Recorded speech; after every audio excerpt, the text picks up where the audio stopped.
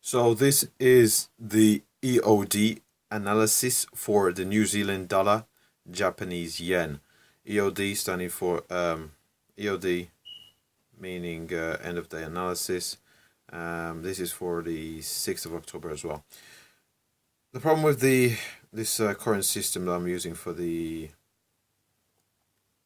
end of day analysis is it gets you into trades near after, well, pretty much after it gets you in pretty late and gets you out pretty late also.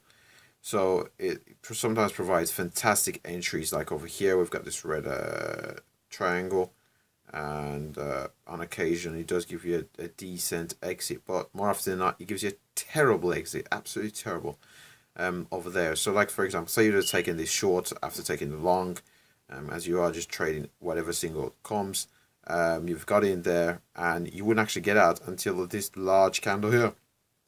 So you'd have given up quite a bit of profit there. So just give a quick example.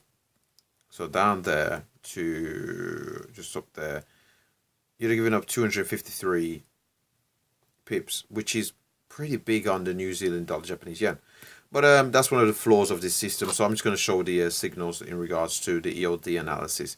Now, we've just been given a signal, as can be seen by this black triangle here. This is from the previous day. This is for the 5th of October 2017. So there is a short signal, but the big problem we can see straight away is the 200 period moving average, which apparently the big players in the market use, is beneath us. And let's just have a look where it is. The 200 period moving average is at 80.07, and we're currently at 80.21. So it's within this, a stone's throw. You could literally sneeze on the level. To be honest, it's that close. Now, let's imagine we're going to take this signal. Where would our stop be? If you take this signal, this current signal, you would have got in at in and around the 80.23 level, and your stop will be placed at 80.82. That's where your stop would be. So your invalidation will be at 80.82. So if I go into this chart, I'm just going to stick these. I'm going to put these levels on these charts actually for these EOD trades. So if I'm going to put that there, if it's going to work, come on, I need it to work. Let's just get. Let's just use a pink. Should I use pink? Yeah, I'll use pink. And 80.82. Let's just get the coordinates on there. Hopefully this works. Come on. Honestly, I hate it when a plan doesn't come together. And I'm not even sure why it's not even just gone over to coordinates, to be honest. I don't usually get this problem with this tool. Here we are, 80.82. So 80.82, let's just work with that. 80.82, that's where our invalidation will be, that's where our stop would be.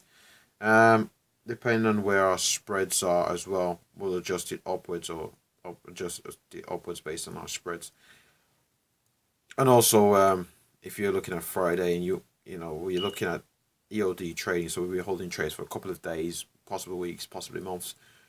So on Friday, a lot of the brokers pretty much widen their spreads, so you have to be aware of how much your brokers like it to widen the spread by. The more volatile the currency pair, the higher the ATR, the wider the spread's going to be. I think, for example, I've seen on the pound New Zealand spreads of up to 100 pips. So you just have to be aware of that, especially taking the signal on a Thursday going into the weekend. So our stops at 80.82. Currently trading at 80.20. We've got a 200 period moving average at 80.07. I think was 80.07. Yeah, in and around the 80.07 mark.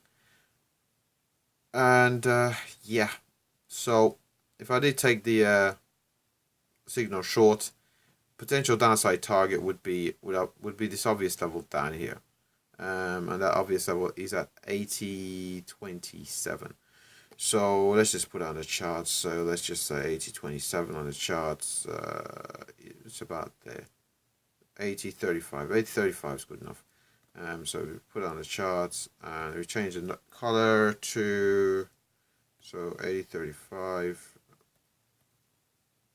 8035, and if we click on the style, hopefully 835, let's change the color to, let's change it to green, because that's where our take profit is going to be.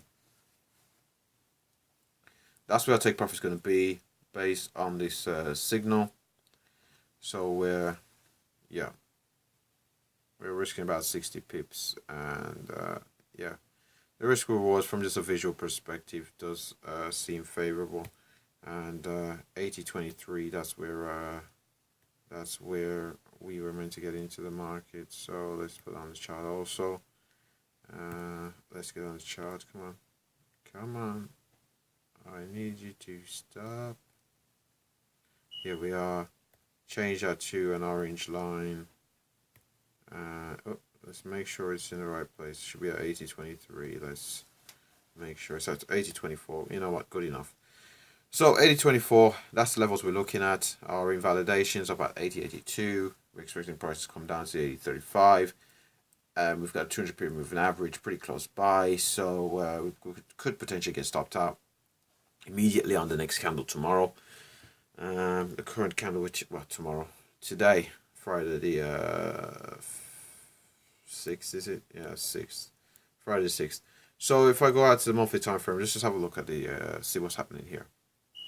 Now, on a monthly time frame, we've obviously had the lows over here. We've ground higher, and we've put in a higher low there, and again a higher low there, again another higher low there. If this is based on the monthly charts, so me taking a short, oh geez Louise, it is not necessarily the best decision I've ever made, but according to the system, the system is pretty mechanical, so you would take it, even though it is counter to the trend and counter to the structure. You do take it, and you do place a stop at the height of the signal candle, and your take profit at the nearest swing high or low, depending on the direction you're trading. And you could take profit, or you could take partial profits, adjust your stops to break even, and I don't know, chase the dragon down even further. I suppose you could chase it. Dragon is not a pound yet, but you could chase it all the way down to 76.30. Earlier this year, you could say the yearly lows are all the way down here at 75.80. So you might just say, you know what, it's going to be too dramatic to expect the price to go all the way down there. So you might even target this moving average up here. Or you might just go all the way down to 76.52. And because we had a bit of a higher low there on the daily time frame. So let's go back out to the monthly. Overall in the monthly, it does appear bullish. Let's go on the weekly. See how conclusive we can get it. On a weekly, we do appear to be in a bit of a range, but we're slowly grinding upwards. Now on a weekly, we have sold off from this 200 period moving average. This is the reason we do a multiple time frame analysis. We look at different time frames, try to get as aligned to them as possible, to forever find support for our biases. Now, we've seen this price come up to this 200 period moving average, had a little bit of a pullback there, pushed above it, but we weren't able to hold that level, and subsequently sold off quite a bit all the way down to the 50 period moving average, slightly below. Now, we've seemed to have found some support in and around that 50 period moving average, and went back up for another test of the 200 period moving average. And again, we were rejected and sold back down. Sold back down, and another retest of it. So we've had like 3 tests of this 200 period moving average now. But the thing is, we're putting in higher lows. When we put in higher lows and we're constantly retesting the level, I suppose it's not unreasonable to expect prices to break out to the upside. And but I have taken the short with the Yes, I have taken the short with the bias based on the signal. So let's just hope that the let's hope let's hope it is favorable to us, and it continues as a further sell-off from the 200 period moving average down to the last swing low. Even though it is higher than previous. Let's just see how this trade develops.